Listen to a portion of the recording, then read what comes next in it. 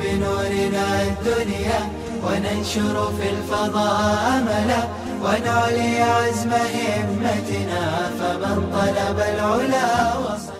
وبه قال حدثنا محمد بن أبي بكر قال حدثنا فضيل بن سليمان عن أبي حازم عن عبد الله بن أبي قتادة عن أبيه رضي الله عنه وعنهم أجمعين أنه خرج مع النبي صلى الله عليه وسلم فتخلف أبو قتادة مع بعض أصحابه وهم محرمون وهو غير محرمين فرأوا حمارا وحشيا قبل أن يراه فلما رأوه تركوه حتى رآه أبو قتادة فركب فرسا له يقال لها الجرادة. یہ ہے ترجمۃ الباب کہ حضرت ابو قتادہ رضی اللہ تعالی عنہ رکب فرسا کہ ایک گھوڑے پر سوار ہوئے یقال له الجرادة اس کا نام تھا جرادہ. فسألهم أن يناولوه صوته فأبوا فتناوله فحمل فعقره ثم أكل وأكلوا فندموا فلما أدركوه قال هل معكم منه شيء قالوا معنا رجله فأخذها النبي صلى الله عليه وسلم فأكلها. تو اس پوری روایت میں حضرت عبداللہ ابن ابی قتادہ رضی اللہ تعالیٰ عنہ روایت کرتے ہیں. ان کے والد حضرت ابو قتادہ یہ صحابی ہے اور ان کا ذکر اس سے قبل بھی ہو چکا ہے. عن ابیہ وہ اپنے والد سے انہ خرج مع النبی صلی اللہ علیہ وسلم کہ وہ نبی کریم صلی اللہ علیہ وسلم کے ساتھ نکلے سفر میں. فتخلف ابو قتادہ مع اصحابہ تو حضرت ابو قتادہ اپنے بعض رفقاء سفر کے ساتھ کچھ پیچھے رہ گئے. وہم محرمون اس حال میں کہ ان کے رفقاء سفر یہ احرام باندھے ہوئے تھے. وہو غیر محرمین البتہ حضرت ابو قتادہ غیر محرم تھے یعنی انہوں نے احرام نہیں باندھا تھا. فرأوا حمارا وحشیا تو انہوں نے ایک حمار وحشی کو دیکھا جس کو ہم لوگ زرافہ کہتے ہیں. اس کو حمار وحشی کہا جاتا ہے اس لیے کہ وہ ہوتا ہے گدھے ہی کی طرح ہوتا ہے البتہ اس کا رنگ الگ ہوتا ہے. سفید اور کالے کلر کے اس پر پٹے ہوتے ہیں جسے اردو زبان میں زراف کہا جاتا ہے. ایک ہوتا ہے زرافہ اور ایک ہوتا ہے زراف. لمبی گردن والا ہوتا ہے اسے زرافہ کہتے ہیں اور اس کو زراف کہا جاتا ہے. تو فرأوا حمارا وحشیا انہوں نے حمار وحشی کو دیکھا یعنی کس نے؟ رفقاء سفر ابی قتادہ حضرت ابو قتادہ کے جو سفر کے ساتھی تھے ان لوگوں نے دیکھا. قبل ان یراہ حضرت ابو قتادہ رضی اللہ تعالی عنہ کے اسے دیکھنے سے پہلے یعنی انہوں نے نہیں دیکھا البتہ ان کے وہ ساتھی جو محرم تھے جو احرام سے تھے ان لوگوں نے دیکھ لیا. فلما رأوہ جب انہوں نے اسے دیکھ لیا ترکوہ تو چھوڑ دیا انہوں نے اس لیے کہ وہ احرام میں تھے اور احرام میں شکار نہیں کر سکتے. احرام میں شکار کرنا ناجائز اور حرام ہے. حتی رآہ ابو قتادہ یہاں تک کہ ابو قتادہ نے اسے دیکھ لیا. تو حضرت ابو قتادہ کی نظر پڑ گئی اس پر اور وہ محرم نہیں تھے. فرکب فرسا لہ یقال لها الجرادۃ تو وہ اپنے گھوڑے پر سوار ہوئے اس گھوڑے کا نام جرادہ تھا. فسألهم ان يناولوه صوته تو انہوں نے ان سے ان کا صوت یعنی ان کا عصا مانگا. صوت کہتے ہیں کیا کہتے ہیں اس کو؟ چابک. اس کو اردو میں کیا کہیں گے؟ کوڑا. انہوں نے ان سے کوڑا مانگا. فأبوا تو انکار کر دیا اس لیے کہ وہ لوگ احرام سے تھے. تو انہوں نے سوچا کہ اگر ہم ان کو اپنا کوڑا دے دیتے ہیں تو تعاون علی الصید لازم آئے گا. شکار پر تعاون کرنا کیا ہوگا؟ لازم آئے گا. تو کہیں ہم پر دم واجب نہ ہو جائے. فأبوا تو انہوں نے انکار کیا. فتناولہ تو انہوں نے اپنے سے لے لیا اس کو. فحمل اور اپنے گھوڑے پر سوار ہو گئے. حمل علی فرسہ فعقرہ اور تیزی کے ساتھ دوڑے اور اس کے کونچے کاٹ دی. فعقروہ قرآن کریم نے بھی ذکر کیا ہے حضرت صالح علیہ السلام کی قوم سمود نے فعقروہ فاصبحوا نادمین اس کے معنی آتے ہیں کوچے کاٹنا، یعنی پاؤں کے حصے کو کاٹ دینا، اسے کیا کہا جاتا ہے؟ عقر۔ اونٹ کے پاؤں کے حصے کو کاٹ دیا تھا، اس اونٹنی کے جو معجزے کے طور پر قوم سمود کی طرف بھیجی گئی تھی، تو انہوں نے بھی اس کو زخمی کر دیا، یعنی اس کے پاؤں کے کسی حصے کو اس طریقے سے مار دیا کہ اس کا پاؤں کٹ گیا۔ ثم اکل، پھر انہوں نے اسے کھایا، واکلوا، اور ان لوگوں نے بھی کھایا، اس لیے کہ شکار محرم نے نہیں کیا تھا، بلکہ شکار کس نے کیا تھا؟ غیر محرم نے کیا تھا۔ لہذا اس بنا پر فندموا، مگر محرم نے کھانے کے بعد انہیں ندامت ہوئی، کیا ہم نے غلط کیا، ہم تو احرام سے تھے۔ تو وہ یہ سمجھ رہے تھے کہ حالت احرام میں ہونے کی وجہ سے ہمارے لیے شکار کا کھانا بھی حرام ہے، جبکہ مسئلہ ایسا نہیں تھا، تو انہیں مسئلہ معلوم نہیں تھا، اس وجہ سے فندموا، انہیں ندامت ہوئی، انہیں افسوس ہوا۔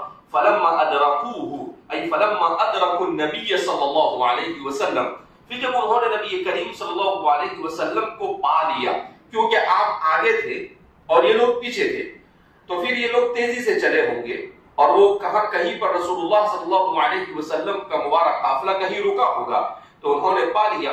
قال هل معكم منه شيء، تو انہوں نے اپنا پورا واقعہ بیان کیا کہ اس طریقے سے ہم نے حمار وحشی کو دیکھا، اور ابو قتادہ نے احرام نہیں باندھا ہوا تھا، انہوں نے اس کا شکار کیا اور ہم نے اسے پکا کر کھا لیا، اور جن لوگوں کا احرام ہے انہوں نے بھی کھا لیا، تو اب مسئلہ کیا ہوگا؟ تو اس طرح سے رسول اللہ صلی اللہ علیہ وسلم سے جب مسئلہ پوچھا هل معكم منه شيء، تو حضور نے پوچھا کیا تمہارے پاس اس میں سے کچھ بچا ہوا ہے؟ قالوا معنا رجله، کہا ہاں ابھی اس کے پاؤں کا حصہ ہمارے پاس بچا ہوا ہے۔ فاخذها النبي صلی اللہ علیہ وسلم فاكلها، تو آپ صلی اللہ علیہ وسلم نے ان سے وہ لیا اور اسے کھایا۔ تو اس سے نبی کریم صلی اللہ علیہ وسلم نے اس مسئلے کی طرف اشارہ کیا کہ محرم کے لیے شکار جائز نہیں ہے، صید جائز نہیں ہے، البتہ غیر محرم اگر شکار کر لیتا ہے تو اس صورت میں محرم کے لیے بھی اس کا کھانا جائز ہے، اس میں کسی قسم کی کوئی کراہت یا عدم جواز نہیں۔ کیوں؟ اس لیے کہ اگر وہ ناجائز ہوتا تو نبی کریم صلی اللہ علیہ وسلم انہیں دم دینے کے لیے کہتے، یا آپ صلی اللہ علیہ وسلم خود اسے تناول نہ کرتے، مگر جب حضور نے دیکھا کہ یہ لوگ بہت ہی زیادہ افسوس کر رہے ہیں کہ یار ہم نے احرام کی حالت میں شکار کھا لیا، ہمارا کیا ہوگا، تو حضور نے سوچا کہ ان کا افسوس کیسے ختم ہو، تو حضور نے خود کھا لیا، تو اب وہ کیا ہو گئے؟ مطمئن ہو گئے۔ تو نبی کریم صلی اللہ علیہ وسلم اپنے اصحاب کا اتنا کیا کرتے تھے؟ خیال رکھتے تھے، رعایت کرتے تھے کہ کسی طریقے سے وہ اگر کسی مسئلے میں کنفیوز ہوتے، وہ شکوک و شبہات کا شکار ہوتے، تو آپ صلی اللہ علیہ وسلم اس عمل کے جائز ہونے کی صورت میں اسے خود کر بتاتے تھے۔ تو بہرحال اس سے یہ معلوم ہوتا ہے کہ یہ شکار جو ہے حدود حرم میں نہیں ہوگا، اس میں نہیں ہوگا حدود حرم، کیونکہ حدود حرم میں تو شکار غیر محرم کے لیے بھی جائز نہیں، تو حرم کے علاوہ کسی جگہ پر یہ شکار ہوا ہوگا، اسی لیے حضرت ابو قتادہ نے اس شکار کو کیا، اور آپ صلی اللہ علیہ وسلم نے بھی تناول فرمایا۔ کیوں؟ اس لیے کہ احرام باندھنا یہ حدود حرم سے واجب ہوتا ہے، البتہ حدود حرم سے پہلے بھی اگر کوئی احرام باندھ دیتا ہے تو اس کا احرام باندھنا کیا ہو جاتا ہے؟ صحیح ہو جاتا ہے۔ یہ حج اور عمرہ وغیرہ کے مسائل کا جاننا بہت ضروری ہے ہمارے علماء اور طلباء کے لیے۔ ابھی میں سفر میں تھا، میرا اچانک عمرے کا سفر ہوا 4 دن کا، تو ہم لوگ جدہ گئے اور جدہ سے ہم کو مدینہ جانا تھا، تو ایک مفتی صاحب تھے، کوئی نام بتانا مناسب نہیں ہے، ویسے آپ جانتے بھی نہیں ہوں گے، کچھ لوگ جانتے ہوں گے اگر نام بتا دوں گا، تو وہ کہنے لگے کہ مولانا آپ نے احرام نہیں باندھا ہے۔ تو میں نے کہا کہ ہم مکہ نہیں جا رہے، ہم جدہ اتریں گے اور جدہ سے کہاں جائیں گے؟ مدینہ جائیں گے، ہمارا وہاں پر میٹنگ وغیرہ پروگرام ہے وہاں پر کچھ، تو اس لیے وہاں پر جانا ہے اور پھر اس کے بعد ہم مکہ آئیں گے۔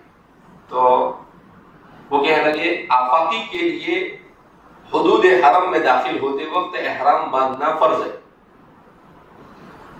تو میں نے کہا کہ صرف آفاقی کا حدود حرم میں داخل ہونا موجب احرام نہیں ہے، بلکہ آفاقی کا قاصد حج و عمرہ مکہ مکرمہ جا رہا ہے اور حج اور عمرہ کی نیت سے جا رہا ہے تو اس کے اوپر احرام ضروری ہے۔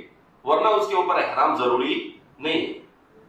بہرحال تھوڑی دیر بحث ہوئی، پھر اس کے بعد انہوں نے دیکھا، میں نے ان کو کچھ حدیث قرآن وغیرہ سنا دیا تھا، پھر وہ خاموش ہو گئے۔ انہوں نے سوچا کہ زیادہ بحث کر کے فائدہ نہیں۔ تو میرے ساتھ 4-5 ساتھی تھے، وہ کہنے لگے کہ ابھی ان کو نہیں مسئلہ معلوم تھا تو کیوں زبردستی تمہارے ساتھ چھیڑ رہے تھے؟ میں نے کہا اچھا ہے، تم کو تو مسئلہ معلوم ہو گیا نا اس کی وجہ سے۔ تو مکہ مکرمہ حدود حرم میں داخل ہونے کے لیے احرام ضروری ہے، مگر کب؟ جبکہ حج اور عمرہ کے قصد سے جائے۔ لہذا کوئی آدمی اگر حدود حرم میں داخل ہو، وہ مکہ یا حدود حرم میں، جدہ بھی حدود حرم میں آتا ہے، وہاں جانا چاہتا ہے، مگر اس کا ارادہ عمرہ یا حج کا نہیں ہے، بلکہ وہ تجارت کے لیے جانا چاہتا ہے کسی اور اس کے پاس وقت نہیں ہے کہ وہ عمرہ کر سکے، تو ایسے آدمی کے لیے احرام باندھنا ضروری نہیں۔ اب چونکہ ہمیں حدود حرم میں جانا تھا، مگر اس سے نکل کر دوبارہ ہمیں واپس کہاں جانا تھا؟ مدینہ منورہ جانا تھا۔ اب 2 دن ہم کو وہاں پر رہنا تھا، تو ہمارے اوپر احرام نہیں، اگرچہ ہم میقات سے گزرے یا لملم سے گزر کر گئے ہم، لیکن ہمارے اوپر احرام نہیں۔ تو مولانا بنے، مفتی صاحب بنے تو پورا بننے کا، ادھورا نہیں بننے کا، جس میں مسئلے مسائل معلوم نہ ہو۔ اور کبھی بھی آدمی حج اور عمرہ پر جائے تو پورے طور پر تیاری کے ساتھ جائے، مسائل وغیرہ کو جان کر جائے۔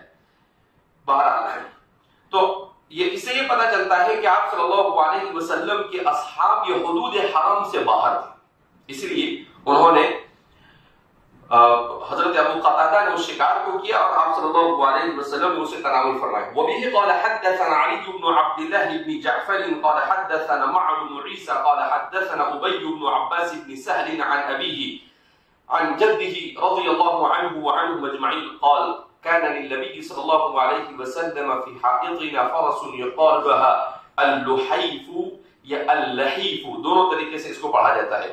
وقال بعضهم اللخيف یا اللخيف بالخاء۔ علی بن عبداللہ بن جعفر سے امام بخاری روایت نقل کرتے ہیں، علی بن المدینی، اس سے مراد امام بخاری کے مشہور استاد علی بن المدینی، جو محدثین کے یہاں پر امیر المؤمنین فی الحدیث کے لقب سے کیا کیے جاتے ہیں، یاد کیے جاتے ہیں۔ تو علی بن عبداللہ بن جعفر المدینی قال حدثنا معن بن عیسیٰ، وہ روایت کرتے ہیں معن بن عیسیٰ القزاز سے، وہ کہتے ہیں کہ ہمیں روایت کیا ابی بن عباس ابن سہل، ابی بن عباس ابن سہل ابن سعد الساعدی، یہ صحابی ہے۔ تو فرماتے سہل ابن سعد الساعدی، وہ فرماتے ہیں کہ ہمیں روایت کیا ابی بن عباس ابن سہل عن ابیہ، اور وہ روایت کرتے ہیں اپنے والد سے، یعنی کس سے؟ عباس سے، عن جدہ، اور عباس روایت کرتے ہیں سہل ابن سعد الساعدی سے جو صحابی ہے، ان کے والد، یعنی ابی کے دادا اور عباس کے والد سہل ابن سعد الساعدی، عن جدہ قال كان للنبي صلى الله عليه وسلم في حائطنا فرس، نبی کریم صلی اللہ علیہ وسلم کا ایک گھوڑا تھا جو عام طور پر ہمارے باغ میں باندھا جاتا تھا۔ حائط ویسے تو کہتے ہیں صرف دیوار کو، چہار دیواری کو، مگر حائط کا لفظ حضرات صحابہ کرام رضوان اللہ تعالی عنہم اجمعین ایسے باغ کے لیے استعمال کرتے تھے جو چاروں طرف سے درختوں سے یا دیوار یا کسی بھی چیز سے گھیرا ہوا ہو، ایسے باغ پر بھی اس کا کیا ہوتا تھا؟ اطلاق ہوا کرتا تھا۔ تو فرماتے ہیں کہ ہمارے باغ میں وہ باندھ کر رکھا جاتا تھا، یقال لها، اسے کہا جاتا تھا، صحیح حافظ ابن حجر اسقلانی فرماتے ہیں اللحیف، الفعیل کے وزن پر، البتہ بعض حضرات نے اسے لحیف بھی پڑھا ہے، اور آگے خود امام بخاری فرماتے ہیں کہ بعض نسخوں میں اسے اللخیف یا اللخیف بھی پڑھا گیا ہے۔ البتہ حافظ ابن حجر اسقلانی فرماتے ہیں کہ اسے اللحیف پڑھنا یہ زیادہ قرین قیاس معلوم ہوتا ہے، اس لیے کہ لحافہ کے معنی آتے ہیں چمٹنا، اسی سے لحاف کہتے ہیں، اور اللحیف فعیل کے وزن پر ہے، بہت تیز رفتاری کے ساتھ زمین سے چمٹ کر چلنے والا گھوڑا۔ تو کہتے ہیں کہ لغت سے اگر اسے جوڑا جاوے تو محسوس یہ ہوتا ہے کہ اس کو اللحیف ہونا چاہیے۔ البتہ راویوں نے بعض نے لحیف پڑھا ہے اور بعض نے لخیف اور لخیف پڑھا ہے، دونوں طریقے سے پڑھا ہے، لیکن حافظ ابن حجر اسقلانی نے اللحیف کو زیادہ راجح قرار دیا ہے اور قرین قیاس لغت سے ملتا جلتا اسے محسوس کیا ہے اور اسے راجح قرار دیا ہے۔ بہرحال تو آپ صلی اللہ علیہ وسلم کا تیز رفتار گھوڑا تھا اور اس گھوڑے پر آپ صلی اللہ علیہ وسلم کے اس گھوڑے کو حضرات صحابہ لحیف سے یاد کیا کرتے تھے، یہاں پر اس کا ذکر ہے۔ تو مصنف کا مقصد یہاں پر یہی ہے کہ فرس یقال لها اللحیف، یہ ترجمہ الباب ہے کہ گھوڑا تھا جس کا نام کیا تھا؟ لحیف تھا۔ وبه قال حدثنا اسحاق بن ابراہیم سمع يحيى قال سمع يحيى بن آدم قال حدثنا أبو الأحوص عن أبي إسحاق عن عمرو بن ميمون عن معاذ رضي الله عنه وعنهم أجمعين قال كنت ردف النبي صلى الله عليه وسلم على حمار يقال لها عفير فقال يا معاذ هل تدري ما حق الله على عباده وما حق العباد على الله؟ قلت الله ورسوله أعلم قال فإن حق الله على العباد أن يعبدوه ولا يشركوا به شيئا وحق العباد على الله أن لا يعذب من لا يشرك به شيئا فقلت يا رسول الله أفلا أبشر به الناس قال لا تبشرهم فيتكلوا۔ دوسری روایت اسحاق ابن ابراہیم ابن راہویہ المروزی مشہور محدث ہے، امام بخاری کے ان اساتذہ میں سے ہے جن اساتذہ کی تحریر پر آپ نے اپنی کتاب کو تحریر کیا، اس کتاب کو لکھا، جیسا کہ شروع میں بیان کیا گیا۔ امام مسلم بھی آپ کے تلامذہ میں سے ہے، اسحاق ابن راہویہ۔ سمع یحیی بن آدم، یہ سب سے پہلے وہ آدمی اسحاق ابن راہویہ جنہوں نے سیرت پر کتاب لکھی۔ سمع یحیی بن آدم، انہوں نے یحیی ابن آدم سے سنا، یحیی ابن آدم القرشی الکوفی۔ قال حدثنا ابو الاحوص، وہ کہتے ہیں کہ ہمیں بیان کیا ابو الاحوص نے، ان کا نام ہے سلام ابن سلیم الکوفی، ان کا نام سلام ہے لیکن یہ ابو الاحوص ہی سے مشہور ہو گئے، البتہ ان کا نام سلام ابن سلیم الکوفی ہے۔ عن ابی اسحاق، وہ روایت کرتے ہیں ابو اسحاق، ان کا نام ہے عمرو بن عبداللہ السبیعی۔ عن عمرو بن میمون، وہ روایت کرتے ہیں عمرو بن میمون الاودی سے۔ عن معاذ بن جبل الانصاری، وہ حضرت معاذ بن جبل الانصاری رضی اللہ تعالیٰ عنہ سے روایت کرتے ہیں۔ حضرت معاذ بن جبل رضی اللہ تعالیٰ عنہ ان صحابہ میں سے ہیں جن کے بارے میں نبی کریم صلی اللہ علیہ وسلم نے ارشاد فرمایا اعلمهم بالحلال والحرام معاذ بن جبل، کہ صحابہ میں سب سے زیادہ حلال اور حرام کا علم رکھنے والے حضرت معاذ بن جبل رضی اللہ تعالیٰ عنہ ہے۔ حضرت معاذ بن جبل یہ فقیہ صحابی ہے۔ اللہ کے رسول صلی اللہ علیہ وسلم نے جس وقت آپ کو یہ کہا کہ علمهم بالحلال والحرام معاذ بن جبل، کہ صحابہ میں سب سے زیادہ حلال اور حرام کے جاننے والے معاذ ہے، روایتوں میں آتا ہے کہ اس وقت ان کی عمر مشکل سے 19 سال، صرف 19 سال کی عمر میں اللہ کے رسول صلی اللہ علیہ وسلم نے انہیں افقہ الصحابہ کا لقب دیا۔ اسی لیے حضرت عمر رضی اللہ تعالیٰ عنہ، حضرت ابوبکر اور حضرت خلفاء راشدین ان کی بڑی قدر کیا کرتے تھے۔ یہ انصاری صحابی ہے اور حضرت عمر رضی اللہ تعالیٰ عنہ کے زمانے میں طاعون امواس میں آپ ملک شام میں شہید ہو گئے، اور اسی بیماری میں جیسے ہمارے زمانے میں کورونا آیا، اس زمانے میں بھی امواس کا مرض آیا تھا جس میں کئی ہزار صحابہ شہید ہو گئے تھے۔ حضرت ابو عبیدہ بن الجراح ہے، حضرت معاذ وغیرہ۔ تو حضرت معاذ بن جبل ہے، ان کی اہلیہ ہے اور ان کے 2 بیٹے، یہ 4 لوگ اس بیماری میں، ان کے گھر کے 4 افراد کا انتقال ہو گیا تھا۔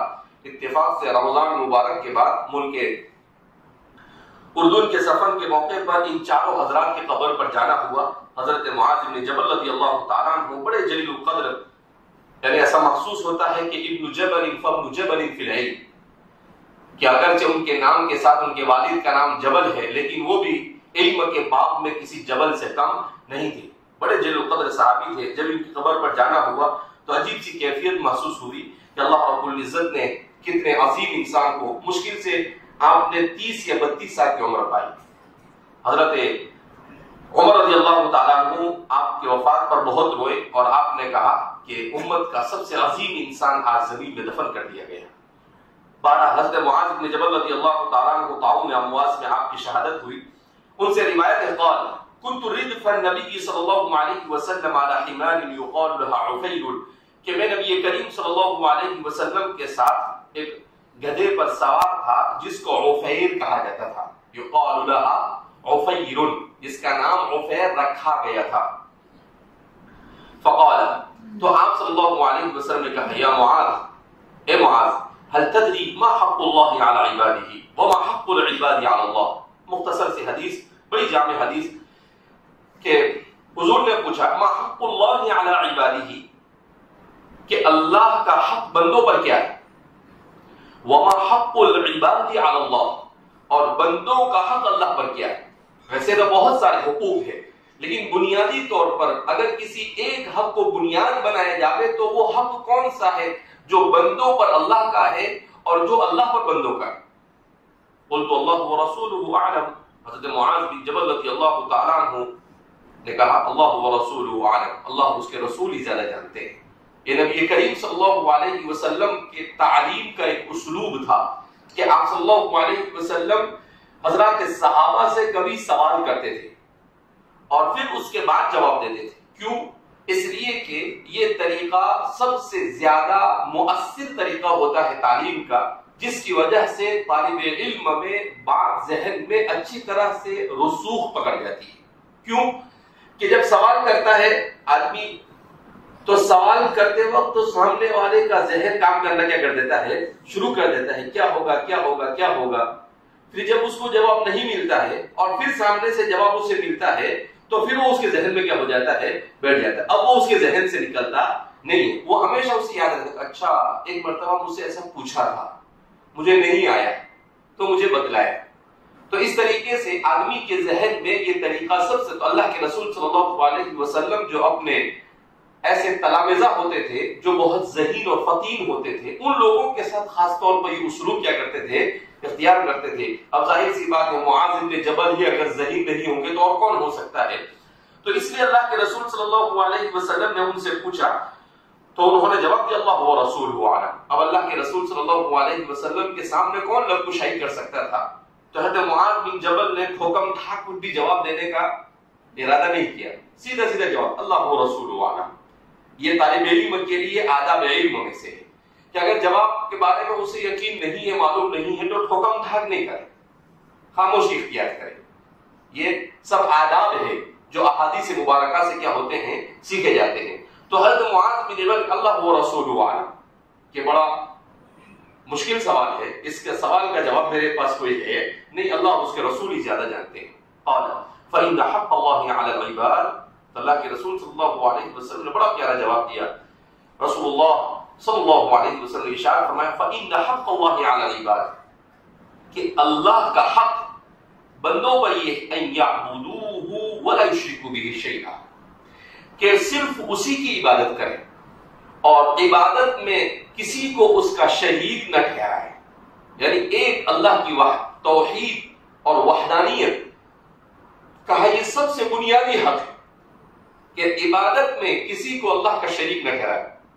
قرآن کریم میں بھی اللہ فرماتے ہیں ان اللہ لا یغفر ان یشرک بہ ویغفر ما دون ذلک لمن یشاء، کہ اللہ رب العزت شرک کو معاف نہیں کرتا ہے، شرک کے علاوہ ہر قسم کے گناہ کو کیا کر دیتا ہے، معاف کر دیتا ہے۔ اس لیے ہمارے علماء نے مستقل طور پر شرک کے اوپر کہ شرک فی العلم کس کو کہتے ہیں، شرک فی العبادہ کس کو کہتے ہیں، شرک فی التعظیم کس کو کہتے ہیں، یہ ساری شرک کی بہت ساری قسمیں کیا کی ہے، ذکر کی ہے۔ عقائد کے باب میں ان کو تفصیل کے ساتھ ذکر کیا جاتا ہے۔ اگر علم نہیں ہے تو کوشش کریں گے کہ آپ کو آئندہ کل بتا دیں گے، اور اگر آپ کے علم میں ہے تو پھر آگے بڑھنا ہی زیادہ مناسب ہے۔ تو بہرحال فرماتے ہیں تو یہ سب جاننا ہمارے لیے بہت ضروری ہے۔ کیوں؟ اس لیے کہ ہم کو ان چیزوں کا علم نہیں ہوتا ہے تو بعض مرتبہ انسان علم کے باوجود بھی شرک میں مبتلا ہے۔ کس کے باوجود؟ علم کے باوجود بھی۔ اللہ کے رسول صلی اللہ علیہ وسلم نے سیدنا حضرت ابوبکر صدیق رضی اللہ تعالیٰ عنہ سے ایک مرتبہ کہا ان الشرک یمشی فیکم کدبیب النمل، کس سے کہہ رہے ہیں حضور؟ افضل البشر بعد الانبیاء، انبیاء کے بعد سب سے افضل انسان حضرت ان سے حضور کیا کہتے ہیں کہ شرک یہ تمہارے اندر چونٹی کی طرح رینگتا ہے، تو حضرت ابوبکر چونکے، اللہ کے رسول صلی اللہ علیہ وسلم شرک کا چونٹی کی طرح رینگنے کا کیا مطلب ہوتا ہے؟ تو پھر اللہ کے رسول صلی اللہ علیہ وسلم نے کہا کہ اگر تم کوئی عبادت کرو، اس لیے کہ ابوبکر صدیق تھے نا، تو صدیق کو باریک مسائل بتانا ضروری تھا، تو ہی وہ اپنی صدیقیت پر برقرار رہ سکتے تھے، لہذا کہا کہ اگر تم کوئی عبادت کرو اور اس عبادت میں کسی اور کو شامل کر لو، ریاکاری، کہا کہ الریا الشرک الخفی، ریاکاری بھی شرک خفی ہے۔ ریاکاری بھی کیا ہے کہ تم نے نماز پڑھی اور دیکھا کہ حضرت پیچھے یا آزو بازو میں نماز پڑھ رہے ہیں، ویسے سنت پڑھنے کا نماز کے بعد ارادہ نہیں تھا، لیکن دیکھا کہ یہ بازو میں آ کے بیٹھ گیا ہے، یار ابھی نہیں پڑھوں گا تو بعد میں بولے گا کلاس میں، یا بعد میں پکڑ کے بولے گا کیوں سنت نہیں پڑھتا ہے، تو آپ نے نماز تو پڑھی 2 رکعت، مگر کیوں پڑھی؟ حضرت کو بتانے کے لیے، خوف، تو کہا الریا، یہ شرک فی العبادہ، یہ بھی کیا ہو گیا کہ تم نے اللہ کے لیے نہیں کیا، حضرت سے بچنے کے لیے کیا، حضرت کے طعنے سے بچنے کے لیے، ان کے ڈر سے کیا، تو فرمایا کہ یہ ریا، والریا شرک، حضور نے کیا کہا کہ ریا بھی یہ کیا ہے؟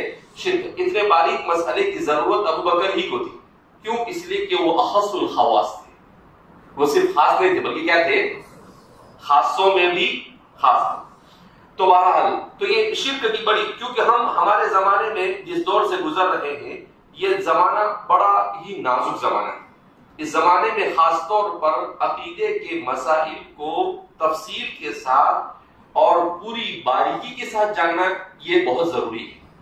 ہمارے علماء بھی اس سے واقف نہیں ہوتے ہیں، اور ہمارے طلباء اور عامت الناس تو بہت دور کی بات، وہ تو بنیادی چیزوں سے بھی واقف نہیں ہوتے ہیں عام طور پر، لیکن علماء کو ایسی باریک باریک چیزوں سے بھی واقف ہونا اس لیے ضروری ہے تاکہ وہ خود بھی ان چیزوں سے بچ سکے اور امت کو بھی ان چیزوں سے بچا سکے۔ ایک آدمی نے الشرک کے نام سے کتاب لکھی ہے، کسی عرب عالم نے، کتنے صفحے کی کتاب ہے؟ زیادہ نہیں، صرف 900 صفحے کی، کتنے صفحے کی کتاب ہے؟ 900 صفحے کی کتاب۔ اس نے پورے طور پر شرک کی کتنی قسمیں ہو سکتی ہے اور کیا ہو سکتا ہے وہ سب کے سب اس میں ذکر کیا ہے۔ اور ہمارے حضرت علامہ ادریس کاندروی رحمۃ اللہ علیہ نے علم الکلام اور علم العقیدہ کے نام سے کتاب لکھی ہے، اس میں بھی اس کے اوپر تفصیل سے کیا ہے؟ کلام کیا ہے، اور بھی بہت ساری کتابیں اس موضوع پر ہے، تو ضرور اس کی طرف مراجعات کرنی چاہیے، کیونکہ نبی کریم صلی اللہ علیہ وسلم انتہائی اہم مسئلے کی طرف توجہ دلا رہے ہیں کہ وَلَا يُشْرِكُ بِهِ شَيْئًا وَحَقُّ الْعِبَادِ عَلَى اللَّهِ، اور بندوں کا حق اللہ پر یہ ہے اللہ يُعَذِّبَ مَن لَا يُشْرِكُ بِهِ شَيْئًا، کہ وہ اسے عذاب نہ دے جو اللہ کے ساتھ ذرہ برابر کسی کو شریک نہ ٹھہرائے۔ کہا جو شرک نہیں کرے گا، ذرہ برابر بھی اللہ کے ساتھ کسی کو شریک نہیں ٹھہرائے گا، خالصۃ لوجہ اللہ، اپنی پوری زندگی عبادت کے ساتھ گزارے گا، تو فرماتے ہیں اللہ نے اپنے اوپر واجب کیا ہے کہ ایسے بندے کو اللہ عذاب نہ دے، ایسے بندے کو اللہ عذاب نہ دے۔ حکیم الامت مجدد ملت حضرت تھانوی رحمۃ اللہ علیہ کی ملفوظات میں کل پڑھ رہا تھا میں، حضرت نے عجیب بات لکھی، کہا کہ خلاصہ تصوف کیا ہے؟ آپ یہ جاننا چاہیں کہ آپ نے سلوک اور تصوف کی ساری راستوں کو پار کر لیا اور آپ تزکیہ اور اسلام اور ایمان کے سب سے اونچے مقام پر پہنچ گئے، کہا یہ جاننا چاہتے ہو؟ کہا صرف 2 کام۔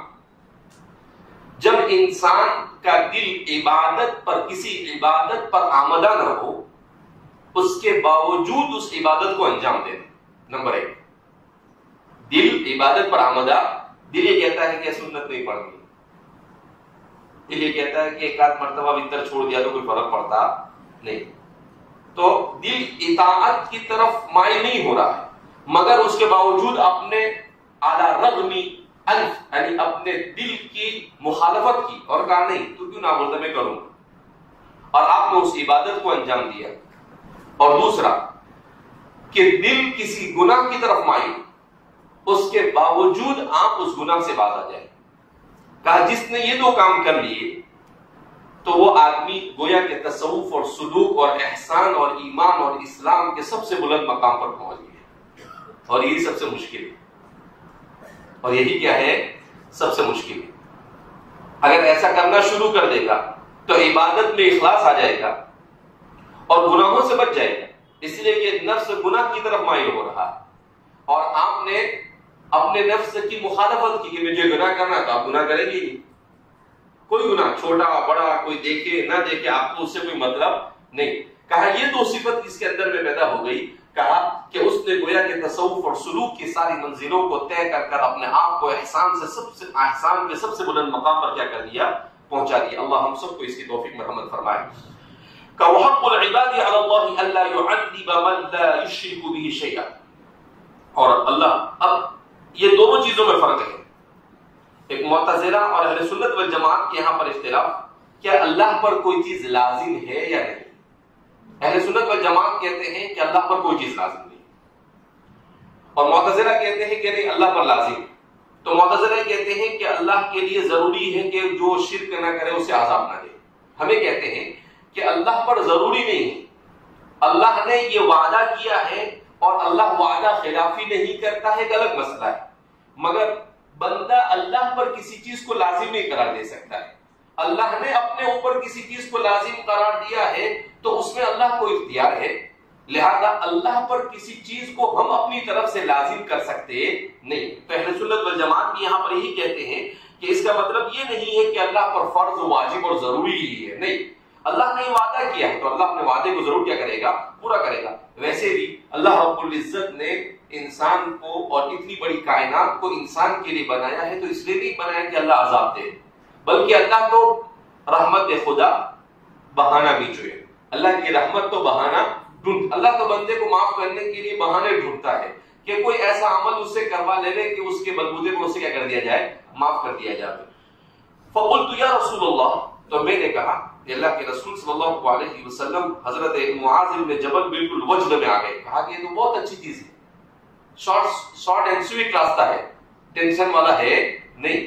افلا ابشر الناس، اللہ کے رسول صلی اللہ علیہ وسلم یہ خوش کن خبر میں لوگوں کو نہ سنا دوں، کیا یہ بشارت میں لوگوں کو نہ بتا دوں، یعنی سب لوگوں کو جا کے میں بتا دیتا ہوں کہ اللہ کے رسول صلی اللہ علیہ وسلم نے یہ کہا۔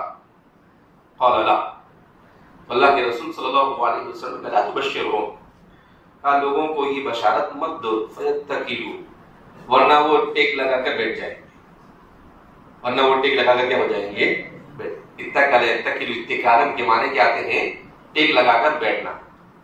اب دو طرح کی روایتیں ملتی ہیں، ایک روایت میں تو حضرت ابو ہریرہ کی روایت آپ نے پڑھی ہوگی مشکات اور ریاض الصالحین وغیرہ میں بھی، کہ کان رسول اللہ صلی اللہ علیہ وسلم فینا، حضور ہمارے ساتھ بیٹھے ہوئے تھے، اچانک کھڑے ہوئے اور چلے گئے اور بہت دیر تک آئے نہیں، تو ہم پریشان ہو گئے کہ کہاں چلے گئے اللہ کے رسول صلی اللہ علیہ وسلم، اور ہم سب حضور کو ڈھونڈنے کے لیے نکل پڑے۔ تو حضرت ابو ہریرہ رضی اللہ تعالیٰ عنہ فرماتے ہیں کہ ایک حاجت میں مجھے ایسا محسوس ہوا کہ شاید اس باغ میں حضور ہو، مگر جانے کا کوئی راستہ نہیں نظر آیا، تو ایک چھوٹا سا پانی نکلنے کا نالا جیسا مجھے نظر آیا، تو حضرت ابو ہریرہ دبلے پتلے تھے بیچارے، کہا میں سکڑ کر اس میں سے کیا ہو گئے، اندر میں داخل ہو گئے، تو میں نے دیکھا کہ اللہ کے رسول صلی اللہ علیہ وسلم وہاں پر کیا ہے، موجود۔ تو میں نے آپ صلی اللہ علیہ وسلم سے جب ملاقات کی تو حضور صلی اللہ علیہ وسلم نے کہا کہ جو اللہ کے ساتھ شرک نہیں کرے گا اللہ اسے معاف کر دے گا۔ تو ابو ہریرہ نے کہا کہ اللہ کے رسول صلی اللہ علیہ وسلم میں لوگوں کو بتا دوں، کہا ٹھیک ہے بتا دوں، کہا کہ ایسے تھوڑی مانیں گے، تو بہت بڑی خبر ہے مسلمان کے لیے، کہا میرے جوتے لے جاؤ، نالین لے جاؤ، اور کوئی کہے تو کہنا کہ حضور کی نالین میرے پاس ہے، میں حضور سے سن کر حضور نے بتایا۔ راستے میں حضرت عمر مل گئے، چلو واپس چلو،